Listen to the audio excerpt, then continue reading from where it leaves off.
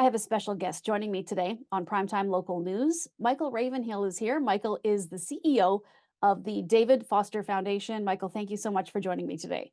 It's a pleasure to be with you again.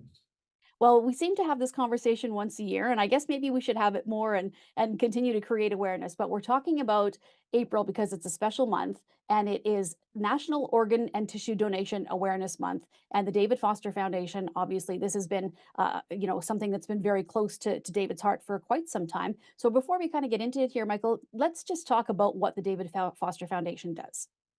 Well, the David Foster Foundation started 38 years ago when David received a call from his mother. And David was living in Los Angeles at the time. His mother was from Victoria, British Columbia, where I'm from as well. And that's where David and I met. But David's mother called him and said, would you just go and see a little girl who's at UCLA Medical Center waiting for an organ transplant? And in those days, in the 80s, we didn't do transplants in Canada. We had to actually fly to the United States. And so David, you always do what your mother tells you to do. So David went to the hospital to see this little girl.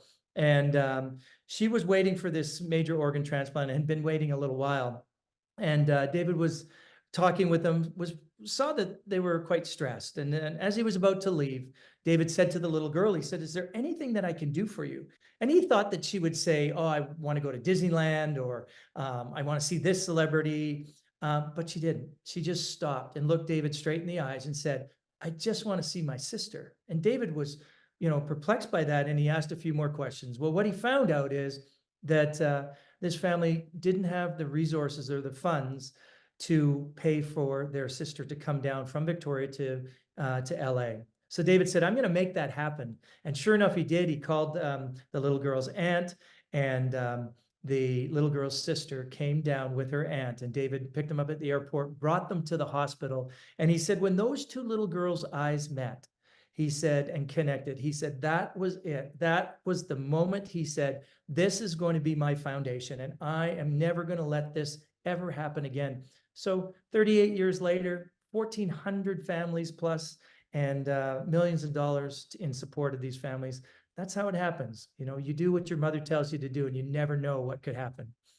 Well, and one of the things is promoting the awareness and trying to get more people to sign up to be organ donors. And I'm always very surprised to see that Canada is not the best when it comes to rates of organ and tissue donation. So, why do you think that that is, Michael?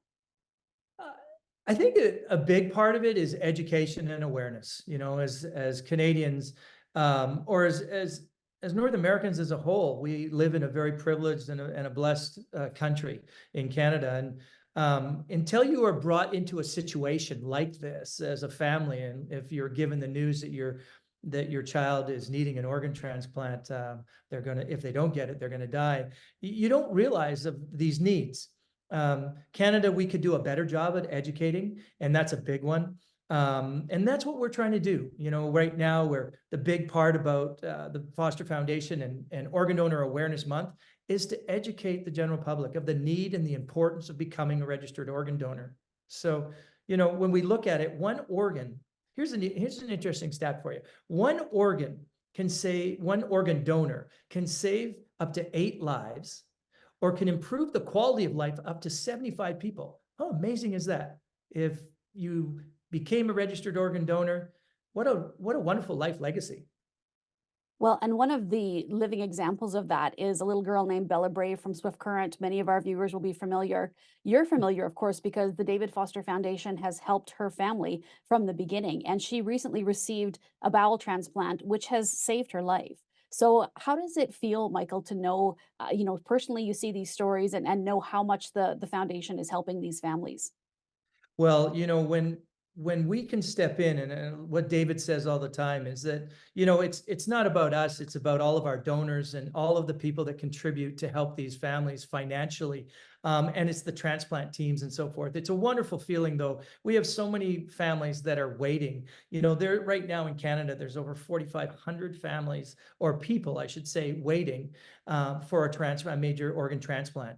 1,600 people per year are added to that transplant list. So when we can take one more off that list and we can save one more child or one more person, I mean, it's one of the greatest feelings. Unfortunately, we lose family members, we lose children, That's the sad part of all of this. But if we can at least save one more, I mean, that's what we do every day. It keeps me up late at night, gets me up early in the morning, and I know it does with David. We're just saying, wow, if we can increase that organ donor registration rate, we will save more lives.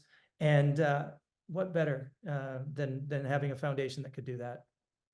So I know that the David Foster Foundation obviously encourages people to sign their organ donor card, but people can also help out in another way too, and that's by donating to the foundation. So, Michael, if anybody would like to do that and even find out more information, on the other side of things, if you have a family member who is in need of a transplant and the foundation could help, where's the best place to go to get all of that information? Yeah, the best place is davidfosterfoundation.com.